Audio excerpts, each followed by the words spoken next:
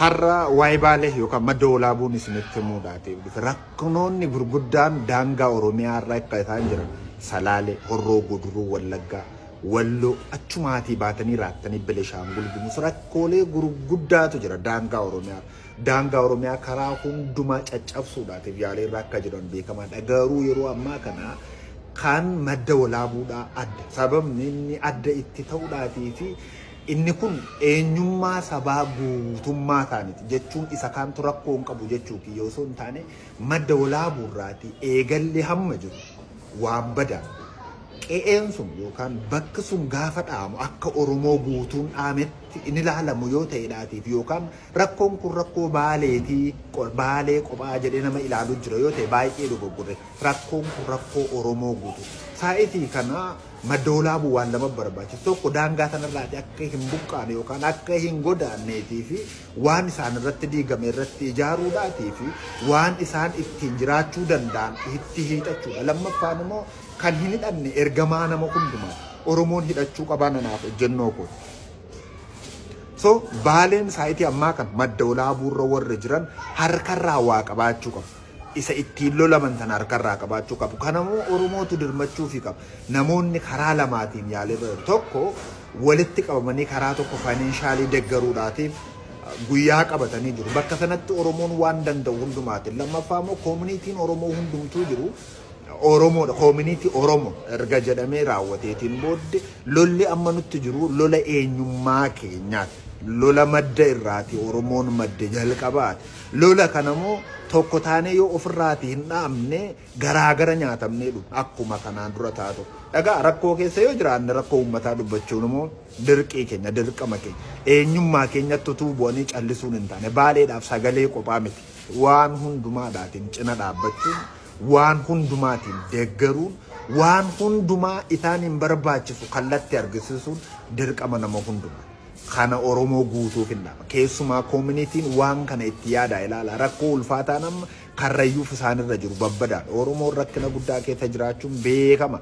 San keessa darbuu dandeenya. Garuu hamma dandeenyu lubbuu walii eeguu qabna. Amma dandeenyu daangaa keenya eeguu qabna. Amma humna keenya waan sagaleen keenya dhimma baasu sagaleedhaati. Waan humnaan dhimma baasu humnaan waan sakaaniin dhimma baasu kara dandeettan. Eenyummaa waaqni ganama nu badhaaseetiif jiraachuu yoo jiraachuu fi dadhabne moo du'uun filannoo hin qabu jedheen yaada. Jiraachuun immoo qooda keessa.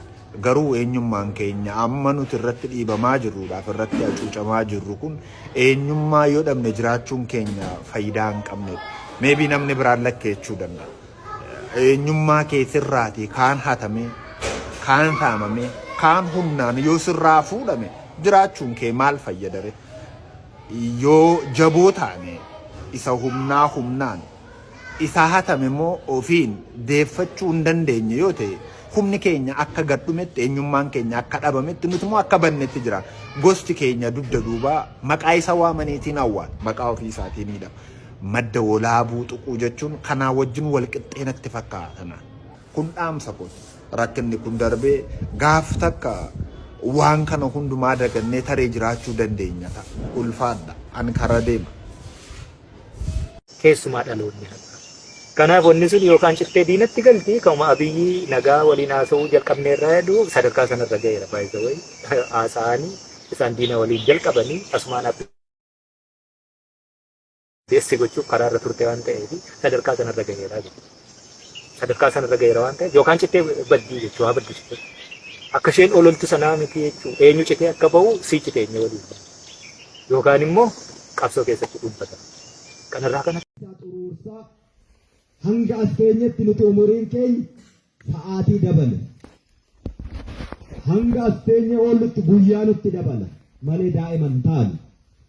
Umurii keenya gumnu humna keenya yoo lubbuun jiraannee gara bullumaatti deemneetu argina ta'e humni ni dhumata.